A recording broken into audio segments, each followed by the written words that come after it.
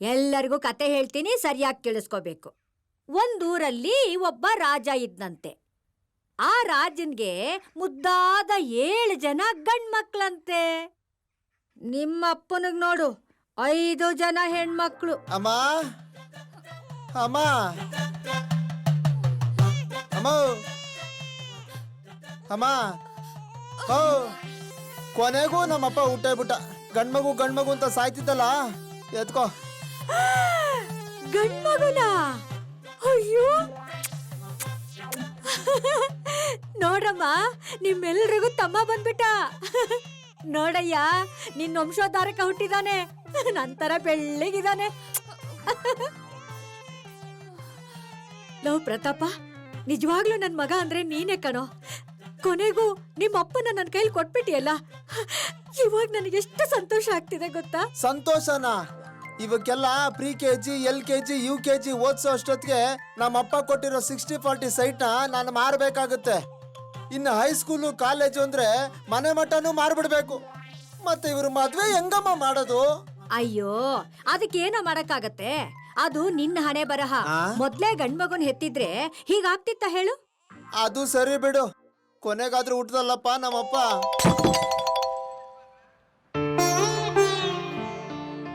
ಭಾಗ್ಯ, ನೀನ್ ಊಟ ಮಾಡ್ದ್ಯೇನಮ್ಮ? ಇಲ್ಲಪ್ಪ, ಇದ್ದಿದ್ದ ಅನ್ನ ಅಲ್ಲ, ಅಜ್ಜಿ ತಾತನ್ಗೆ ಬಡಿಸ್ಬಿಟ್ಟೆ.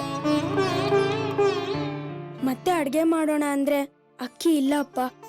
ಪರವಾಗಿಲ್ಲ ಅಪ್ಪ, ಒಂದಿನ ಊಟ ಮಾಡದೇ ಇದ್ರೆ ಏನಾಗುತ್ತೆ? ಅಯ್ಯೋ ನನ್ನ ಕಂದ. ಸೀನು, ಯಜಮಾನ್ರೆ ಬಂದೆ. ಕೂತ್ಕೊಳ್ಳಪ್ಪ. ಯಜಮಾನ್ರೆ, ಇಬ್ರು ಇಷ್ಟು ದಿವಸ ಅಪ್ಪ ಅಮ್ಮನಿಗಿಂತಲೂ ಹೆಚ್ಚಾಗಿ ಚೆನ್ನಾಗಿ ನೋಡ್ಕೊಂಡಿದ್ಯಪ್ಪ. ನೀನ್ ಋಣ ಯಾವ ಥರ ತೀರಿಸ್ಬೇಕು ಅಂತ ನಮಗೆ ಗೊತ್ತಾಗ್ತಿಲ್ಲ. ಋಣ ತೀರ್ಸೋದೇನು ಬಂತು ಯಜಮಾನ್ರೆ? ಎಷ್ಟು ವರ್ಷದಿಂದ ನೀವು ನಮ್ಮನ್ನು ಚೆನ್ನಾಗಿ ನೋಡ್ಕೊಂಡಿಲ್ಲ. ಅದು ಬೇರೆ ಅಪ್ಪ, ಅದು ವ್ಯವಹಾರ. ನೀನ್ ಕೆಲಸ ಮಾಡಿದ್ಯಾ, ನಾ ಸಂಬಳ ಕೊಟ್ಟಿದ್ದೀನಿ ಅಷ್ಟೇ. ನೀನ್ ಕೈಲಿ ನಮ್ಮನ್ನು ಎಲ್ಲಿವರೆಗೂ ನೋಡ್ಕೊಳ್ಳೋಕ್ ಸಾಧ್ಯನೋ? ನನ್ನ ಉಸಿರಿರೋವರೆಗೂ ನಿಮ್ಮನ್ನು ನೋಡ್ಕೊಳ್ತೀನಿ. ಅದು ಹಾಗಲ್ಲ ಸೀನು. ನಿನಗೆ ನೋಡ್ಕೋಬೇಕು ಅಂತ ಆಸೆ ಇದ್ರು ಶಕ್ತಿ ಇರ್ಬೇಕಲ್ವೇನಪ್ಪ. ನೀನು ನಿನ್ನ ಮಗಳಿಗೆ ಓದಿಸ್ಬೇಕು, ಸಂಪಾದನೆ ಮಾಡಿದ ಹಣ ಎಲ್ಲ ಕೂಡ ಹಾಕಿ ಅವಳನ್ನ ಮದುವೆ ಮಾಡಿ ಗಂಡನ ಮನೆಗೆ ಕಳಿಸ್ಬೇಕು. ನಾವು ಮೊದಲೇ ವಯಸ್ಸಾದವರು, ನಮ್ಮ ಕೈಕಾಲು ಬಿದ್ದೋದ್ರೆ ನಿನಗೆ ನೋಡ್ಕೊಳ್ಳೋದಕ್ಕೆ ಎಷ್ಟು ಕಷ್ಟ ಆಗುತ್ತೆ ಗೊತ್ತಾ? ನೋಡು, ನೀ ಕಷ್ಟಪಟ್ಟು ದುಡ್ದಿರೋದೆಲ್ಲ ನಮ್ಮೇಲೆ ಖರ್ಚು ಮಾಡಿ ನಮಗ್ ಚೆನ್ನಾಗಿ ನೋಡ್ಕೊಂಡಿದ್ಯಾ. ನಮಗ್ ತುಂಬಾ ಸಂತೋಷ ಆಗಿದೆ. ಹೌದಪ್ಪ. ಆದ್ರೆ ಇನ್ ಮುಂದೇನು ನಿನಗ್ ಭಾರ ಆಗಕ್ಕೆ ನಮ್ಗಿಷ್ಟ ಇಲ್ಲ ಸೀನು.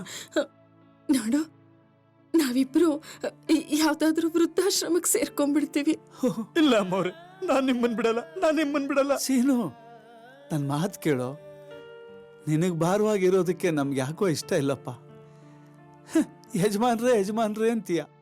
ಯಜಮಾನ್ರ ಮಾತಿಗೆ ಬೆಲೆ ಇಷ್ಟೇನಾ ಕೊಡೋದು ನೀನು? ಸರಿ ಯಜಮಾನ್ರೆ, ನಿಮ್ಮಿಷ್ಟ.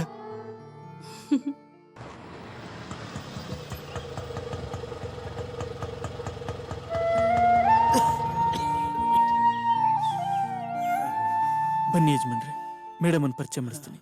ಬನ್ನಿ ಅಮ್ಮವ್ರೆ.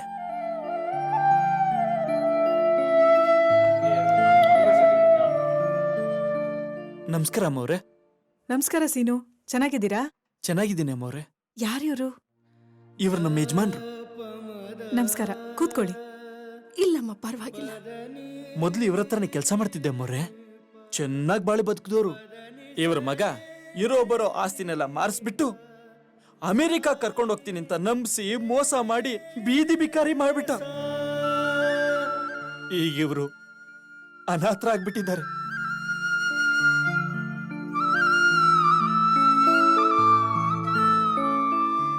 ಇವ್ರಿಗೆ ಯಾರು ದಿಕ್ಕಿಲ್ಲ, ಅದಕ್ಕೆ ಇಲ್ಲಿ ಕರ್ಕೊಂಬಂದಿದ್ದೀನಿ ಅಮ್ಮವ್ರೆ.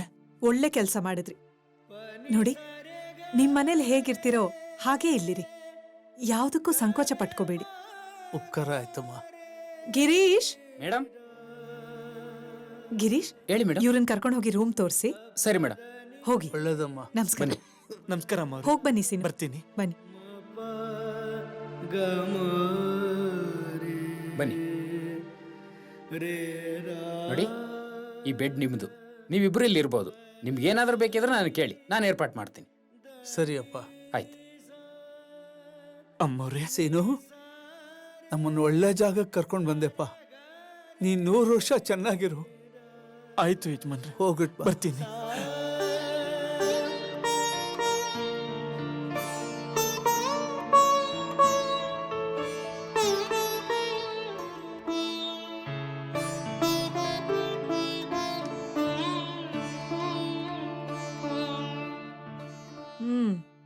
ಹಳದಿ ಕಡಿಮೆ ಆಗಿದೆ, ಅಂದ್ರೆ ಜಾಂಡಿಸ್ ಕಡಿಮೆ ಆಗಿದೆ.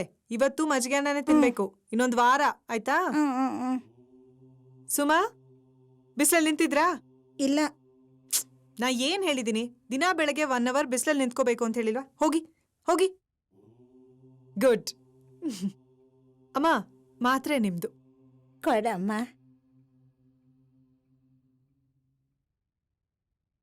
ಹಾಕೊಂಡ್ಬಿಡಿ. ರೀ, ಡಾಕ್ಟರ್ ಬಂದ್ರು, ಹೇಳ್ರಿ. ಹೇಗಿದ್ದೀರಾ? ಓ, ಚೆನ್ನಾಗಿದ್ದೀವಿ. ಇಲ್ಲೆಲ್ಲರೂ ನಮ್ಮನ್ನು ತುಂಬಾ ಚೆನ್ನಾಗಿ ನೋಡ್ಕೋತಾರೆ. ಹೌದಾ? ಇಲ್ಲಿ ಸೌಕರ್ಯ ಎಲ್ಲ ಸರಿ ಅಲ್ವಾ? ರೆಸ್ಟ್ ತಗೊಳ್ಳಿ, ಬರ್ತೀನಿ.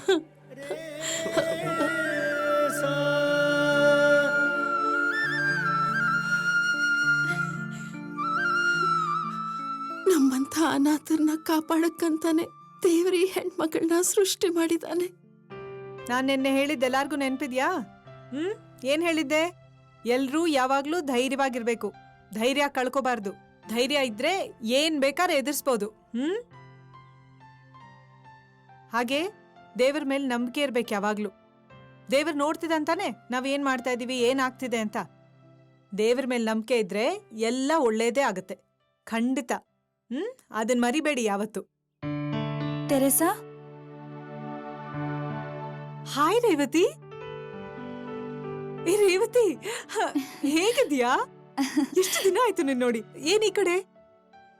ನಾನು ಇನ್ಮೇಲಿಂದ ಇಲ್ಲೇ ಇರ್ಬೇಕು ಅಂತ ಬಂದಿದ್ದೀನಿ. ನೀನು ಇಲ್ಲ, ಅನಾಥರಿರುವಂತ ಆಶ್ರಮ ಇದು. ಶ್ರೀಮಂತರ ಮನೆ ಹುಡುಗಿ ನೀನು, ಶ್ರೀಮಂತರ ಮನೆ ಸೊಸೆ ಆಗಿದ್ಯಾ? ನೀನ್ ಇಲ್ಲಿರೋಂಥ ಪರಿಸ್ಥಿತಿ ಏನ್ ಬಂದಿದೆ? ಶ್ರೀಮಂತರಾದ್ರೇನ್ ಬಂತು, ನೆಮ್ಮದಿ ತೃಪ್ತಿ ಅನ್ನೋದಿರ್ಬೇಕು. ಯಾಕೆ ರೇವತಿ, ಏನಾಯ್ತು? ಡಾಕ್ಟರ್ ಆಗ್ಬೇಕು ಅಂತ ಎಷ್ಟು ಕಷ್ಟಪಟ್ಟು ಓದಿ ಡಾಕ್ಟರ್ ಆದೆ. ಕೆಲಸ ಮಾಡಬೇಕು ಅಂತ ಎಷ್ಟೋ ಖುಷಿಯಾಗಿದ್ದೆ. ಆದ್ರೆ ನಮ್ಮ ಯಜಮಾನ್ರು, ನರ್ಸಿಂಗ್ ಹೋಮಲ್ಲಿ ಲೇಡೀಸಿಗೆ ಮಾತ್ರ ಟ್ರೀಟ್ಮೆಂಟ್ ಕೊಡ್ತೀಯಾ, ಗಂಡಸ್ರಿಗೆ ಟ್ರೀಟ್ಮೆಂಟ್ ಕೊಟ್ಟಾಗ ಅವ್ರ ಕೈ ಮುಟ್ಟಲ್ವಾ ಅಂತ ಕೇಳ್ತಾರೆ. ನನ್ ಬಿಟ್ಟು ಬೇರೆ ಯಾವ ಗಂಡಸ್ರ ಕೈನೂ ಮುಟ್ಟಬಾರ್ದು ಅಂತಾರೆ. ಹೀಗೆಲ್ಲ ಹೇಳಿ ನನ್ ಕೆಲ್ಸ ಕೂಡ ಬಿಡಿಸ್ಬಿಟ್ರು. ಮದ್ವೆ ಆದ ಹೊಸ್ತು, ಇವಾಗ್ಲೇ ಡಿವೋರ್ಸ್ ತಗೋಬಾರ್ದು ಅಂತ ಸಂತೋಷವಾಗಿ ಹೌಸ್ ವೈಫ್ ಆಗಿದ್ದೆ.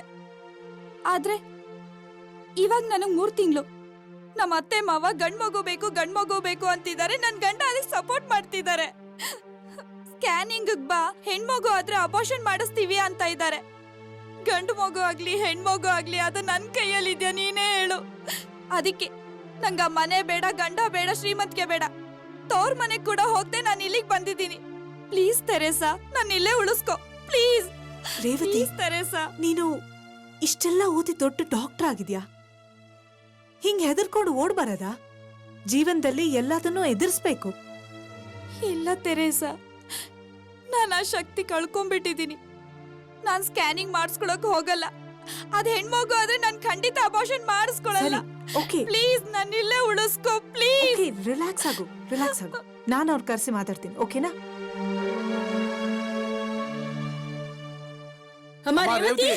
ಬೆಳಿಗ್ಗೆ ಔಷಧಿ ತಗೊಂಡ್ಯಾ? ರೇವತಿ, ಏನಮ್ಮ ಹೇಳ್ದೆ ಕೇಳ್ದೆ ಮನೆ ಬಿಟ್ಟು ಬಂದಿದ್ಯಲ್ಲ, ನಾವ್ ಏನ್ ತಿಳ್ಕೋಬೇಕು? ನಾವೆಲ್ಲ ಎಷ್ಟು ಹೆದರ್ಕೊಂಡ್ಬಿಟ್ಟಿದ್ವಿ ಗೊತ್ತಾ?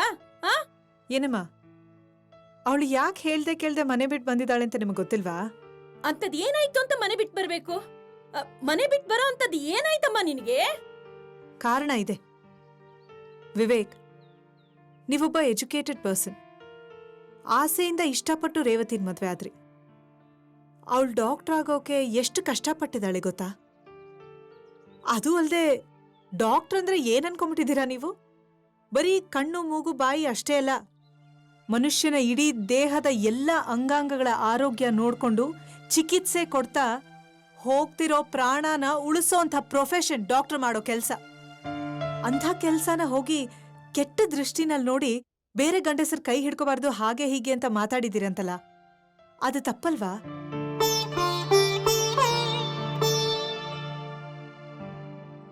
ಏನಮ್ಮ, ನೀವೊಬ್ಬ ಹೆಣ್ಣಾಗಿ ಸೊಸೆಗೆ ಗಂಡು ಮಗುನೇ ಹೆತ್ಕೊಡು, ಗಂಡಾಗ್ಲಿಲ್ಲ ಅಂದ್ರೆ ಅಬೋರ್ಷನ್ ಮಾಡಿಸ್ತೀನಿ ಅಂತ ಹೇಳಿದ್ರಂತಲ್ಲ.